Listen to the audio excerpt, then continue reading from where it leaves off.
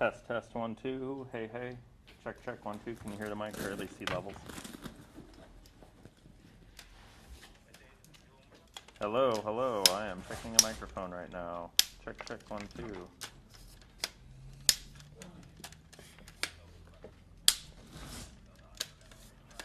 Hey, hey. Check, check, 1, 2. Checking, checking.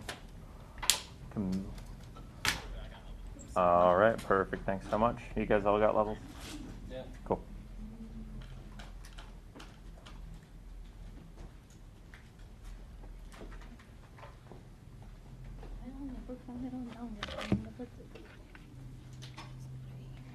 Oh, the lights don't work anymore.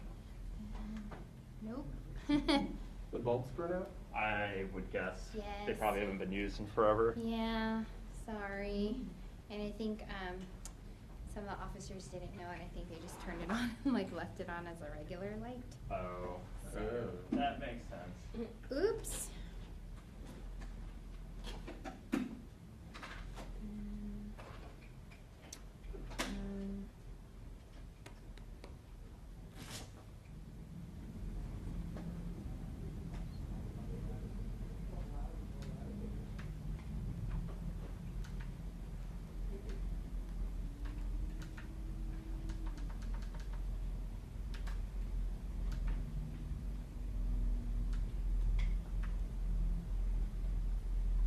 You gonna fire that up, Ed? Yeah, when the time, What color is it? when the time hits 4,000? 4,000? That works. Thank you for the heads up. Could you fire it up real quick? Yeah. Get a balance off it. That's perfect. Thank you. Uh-huh.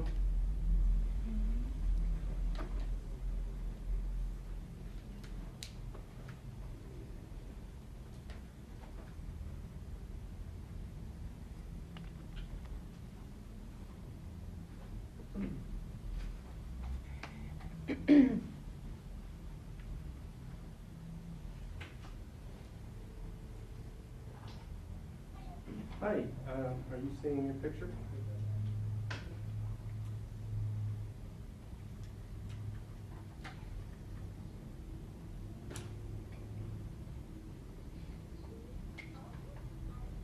Hold on a second, let me give you an audio check.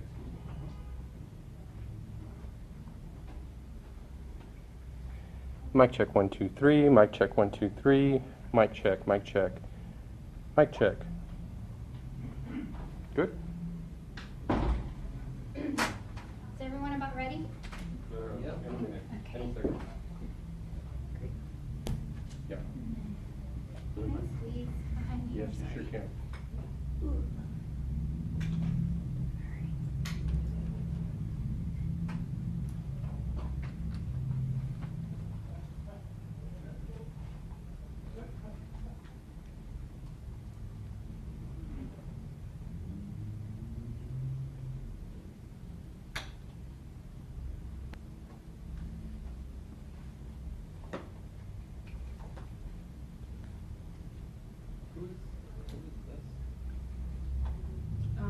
The new digital person. Oh, She doesn't, I think she lives here just yet. She's like working from Houston right now. Oh, okay, now I remember that email. Okay. I was confused. I was like, that's a name I've never seen before.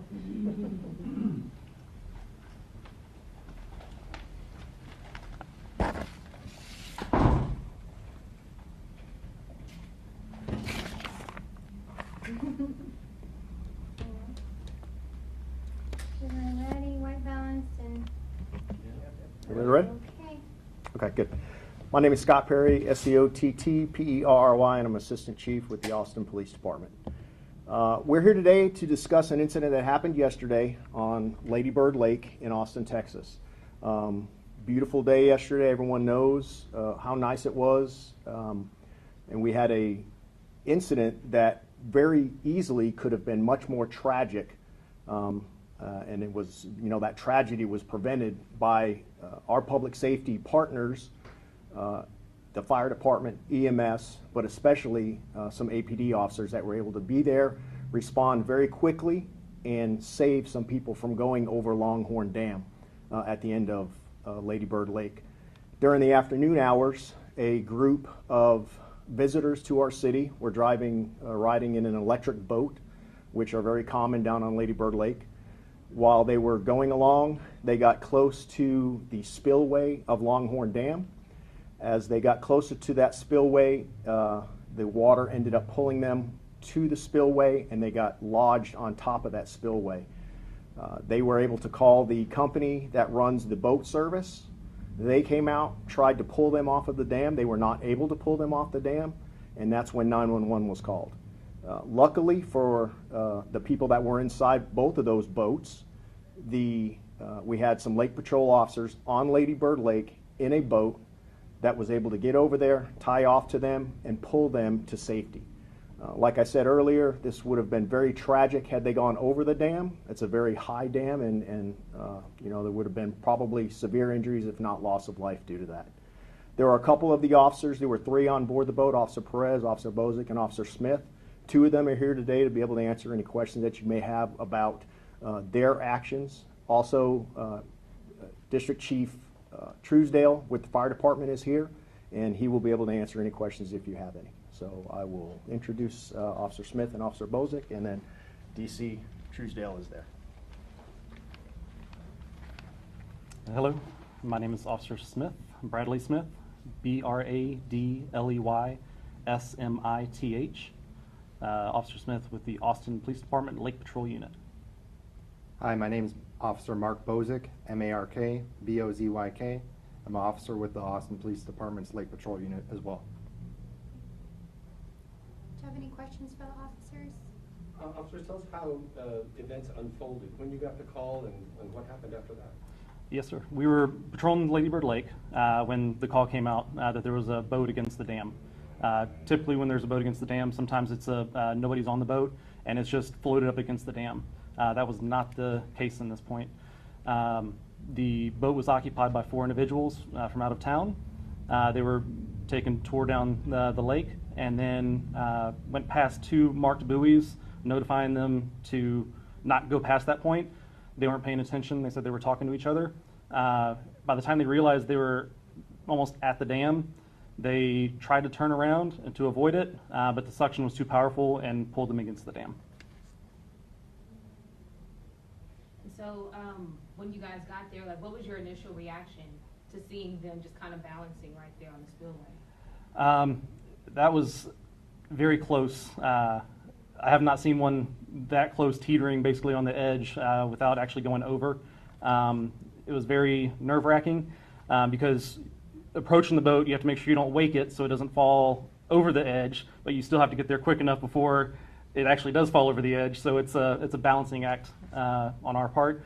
Luckily, we were able to get there quickly, tie up to the boat, and take both of them to a safe location. What was the condition of the passengers when you reached them? Were they fearful? Were they excited? They were surprisingly calm. They wouldn't say nonchalant, but they knew what was going on because they were all leaning backwards in the boat. If you see the pictures, their boat's halfway over, and they're all leaning backwards. So they knew what was going on, but they did remain calm, which is very good. How much of a close call was this situation, sir? I mean, the boat somehow lodged against the dam. I mean, is that, would you have expected that? Is that common? Luckily, the boats that are allowed on Lady Bird Lake are electric, and they're not allowed. They don't go that fast. If it was going faster and actually hit it, I would assume that it would go over. But luckily, the speed of this boat and the current that was being pulled to the dam was not enough to make it actually go over. Can you explain briefly what actions you took once you arrived at the boat? I mean, how did you extricate them? Sure. I was driving the boat.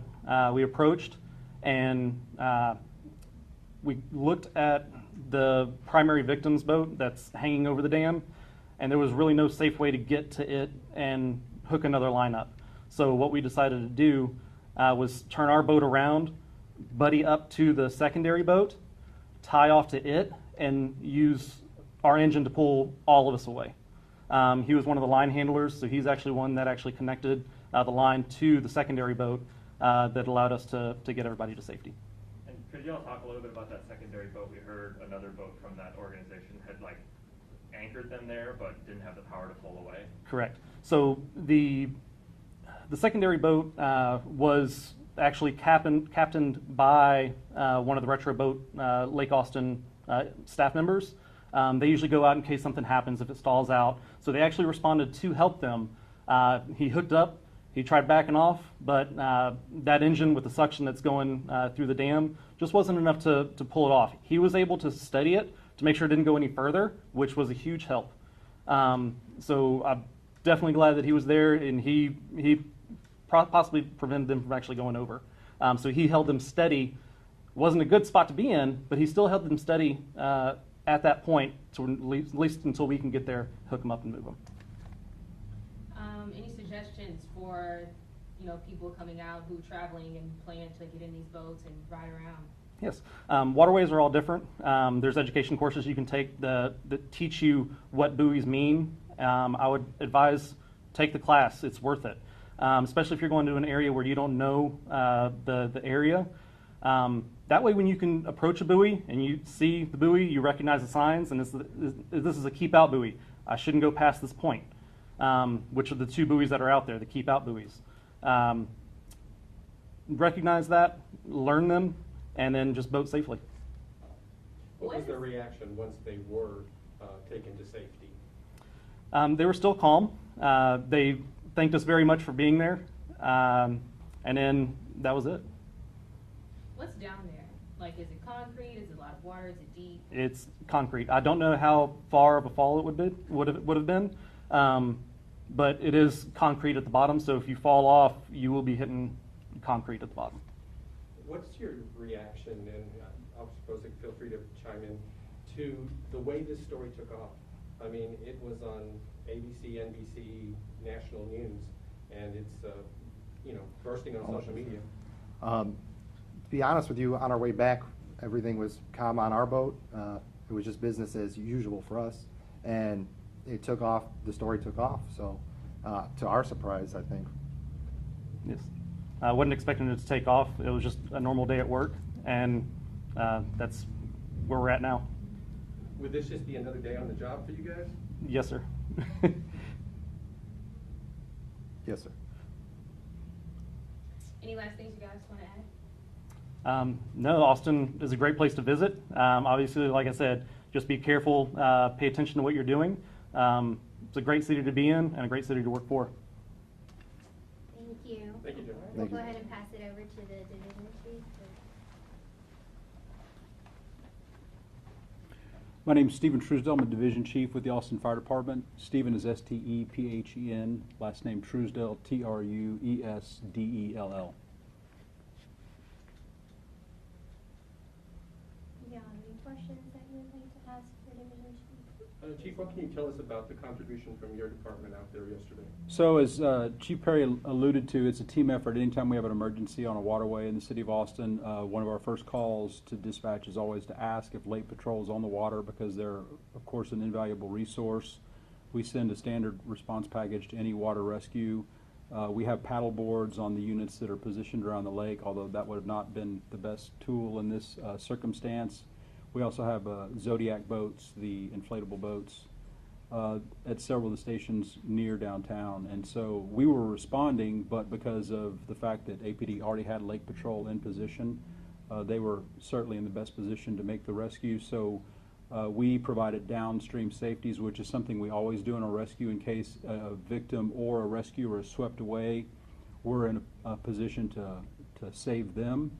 And then we also had crews on top of Longhorn Dam that were lowering life jackets down to the folks in the boat. So they might have had life jackets, but ours are a little more robust, and so we want to make sure that they had those. Chief, can you elaborate on how your crews and the Lake Patrol with APD, how they're always at the ready for something like this, and they're prepared for an emergency like this? Likewise, we train in water rescue all the time. We have several stations, our special operations stations, where everyone's certified as a rescue swimmer and a swiftwater rescue technician. We go through a lot of training. We travel all over the country and to different environments where there's active water to train in. We go to Tarrant County, which has a training facility there. So we do a lot of preparation, as we've seen in the last few years, just a tremendous growth of activity on Lady Bird Lake in particular. And many people are visitors. They're not necessarily prepared. And oftentimes, a change in the weather is where we see the biggest number of incidents occur. People will paddle with the wind, and they'll go a long distance, and then they'll turn around and try to go into the wind, and they'll quickly get tired, and then they're just exhausted, and they don't know what to do, and they may not be a strong swimmer. Also, when some of the storms blow in, they'll just blow a bunch of people off of their paddle boards or canoes, and then that's when we have a lot of the events occur on the lake. And the holidays, of course, it gets super crowded. Chief, that aerial photo was pretty eye-catching, showing the boat and the other boat. Unique situation based on your experience. Have you ever come across something like this before? We've had similar incidents actually at Tom Miller Dam on Lake Austin. We had a boat go over a few years ago that was occupied with 2 people. They got washed away, went downstream into the upper end of Lady Bird Lake, and they were able to crawl out below the UT housing there. We've had several years ago, there were a couple of visitors in a canoe that also went over Longhorn Dam. Probably should not have been in the canoe, and the concession that rented it to them really couldn't explain why that happened. But we've had it happen before, and yeah, like you say, the drones are invaluable. I believe that was EMS's drone. We carry those as well, and we try to get them up in the air as quick as possible because it gives us a great perspective from the command post to get a really good view and helps us determine what actions to take.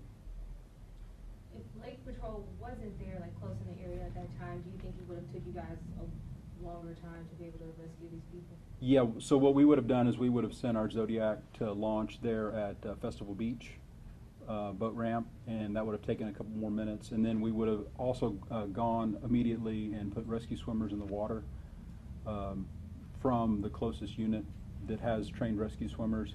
And then, like I said, one of our first priorities is to always get those downstream safeties in place to be prepared in case someone does get washed away.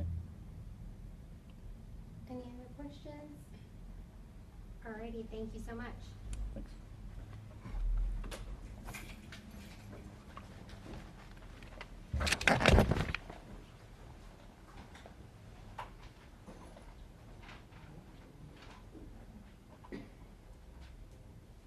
Alright, we good?